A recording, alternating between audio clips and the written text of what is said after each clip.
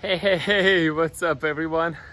Igor here, and I'm just coming from my gym. I just finished my workout, and as I said, guys, I'm gonna pound on that health topic a lot through my videos, and I think it's useful for everyone. So as I said, I'm taking care of my health first, and then I do the rest. So I'm just super energized and in a very good mood, and I'm ready to share with you my next experiences, the things what I learned, and the nuggets of a little wisdom, as I call them, and hopefully they help you out and you can pick them up and do something with them and to improve your life. So today I want to start with a couple of stories of mine. So I'm coming from the background of IT. I've been working in IT very many years, and my responsibilities, part of the responsibilities were to build internal systems like CRM and ERPs, and as well as to build the websites, the funnels, the mobile applications and things like that. Why I'm telling you this is just because my usual behavior, if I needed to start some kind of project and build the web page, let's say, what I would do is I would take a look at the competitors, and I would figure it out like what they do and what kind of things they do, and I would just take them for granted, and I would think I'm smarter than them, and I'm gonna do something better. Obviously I would learn a little bit about what they actually have done, and it still helped me, but most of the time then I would just come back to my place of work and I would just start building those projects. I would put a lot of things in it what I think would work, what I think might work and will be very useful to clients, which is a very good and honest way to do things, right? But at the same time, what I was missing out on, that company what I just looked on, that competitor what I just looked up for, probably knows a lot much more than me, and they've been on the market many years, right? And I'm just only starting. So why would I just take for granted what they've done and I just start to build something what I think might work? And I wouldn't say the project that I launched that way were unsuccessful. They were pretty successful still, but I think I was missing out on one important thing, and that important thing I want to illustrate with another story of mine. So at some point of my life I took the course made by Russell Brunson. And Russell Brunson, by the way, is one of my online mentors right now. And he's the founder and CEO of the company called ClickFunnels. You can look him up on the internet. Very bright and very great guy to learn from. So I went through that course, and Russell Brunson introduced me to this method he calls modeling. He says, and he builds the websites. His platform provides the instruments and tools to build the websites and funnels and things like that. So he knows what he does, right? So he says, whenever he needs to build something new for his product, what he does, he actually finds the best ones out there who build some kind of similar product, what he's about to build. And he is actually starting ethically modeling everything what they do. That means if he sees that they have the application form, and application form consists of 10 steps, he's gonna put 10 steps in his application. If he sees that particular picture is on the left-hand inside of that website, he's gonna put different picture, but on the same corner on the left-hand inside. If he see that they put that much text on their page, and that text say certain things, he would just replicate that kind of text for his industry and put the same text in the same spot of this web page.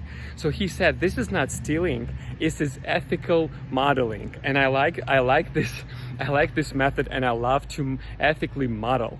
And now from that point of time, when I just learned that, I just start ethically model everything.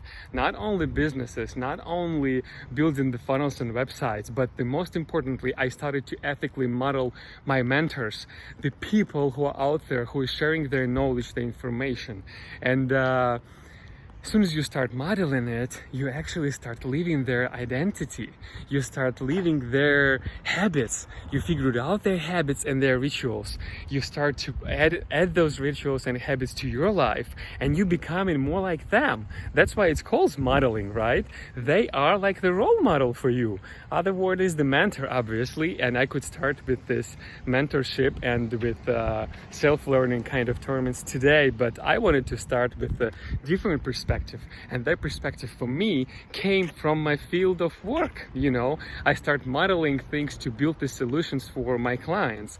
And then I figure out, well, I have to model for myself, and I start modeling for myself. And also, it's very interesting. I can do things via trial and error, right? And you can do things by simulating stuff.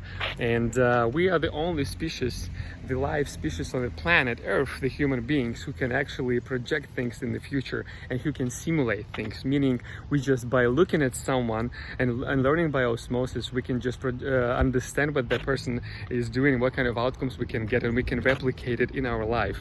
So trial and error kind of thing is a lot more, it takes a lot more time, first of all. Second of all, it's a lot more painful. And third of all, sometimes it can be fatal. Not literally fatal, but fatal for your business, for example, to bankrupt, fatal for your health to slow down and to get worse, and things like that, right?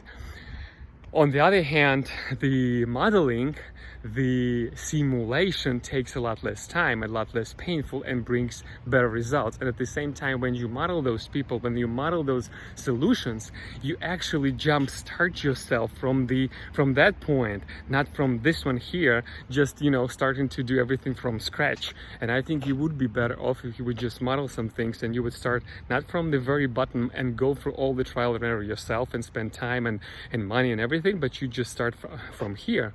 And then as you go forward, you put yourself in, you put your specifics in, you put your knowledge in, and that's how you start rapidly growing. And that's how you can actually outpace a lot of competitors which actually start from scratch and think they are smarter than all those guys and those people and companies which are already doing their business and are in that field and succeed in that field. And obviously we should model the ones who succeed, not everyone out there.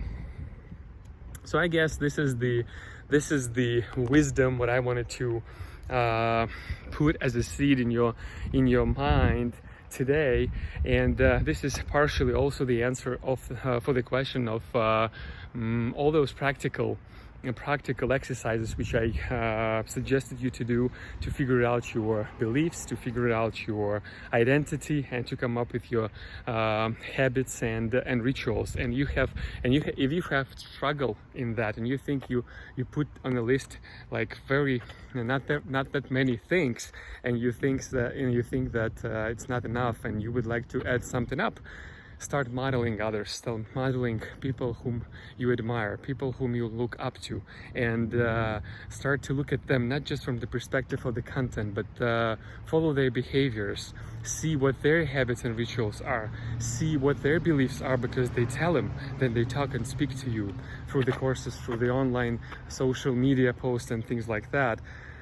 And that's how you actually learn what are the other habits out there, what are the other beliefs out there, what are the other identities out there, and you describe their identity, and you pick something which you like about them and add to your identity list. And that's how you come up with something which you might not have too much of the experience in before. So I want to wish you happy modeling, guys. That's a very fun process as well. It's not only useful and that's only helping you grow, but it's like super useful process and super fun. I mean, super fun and interesting process.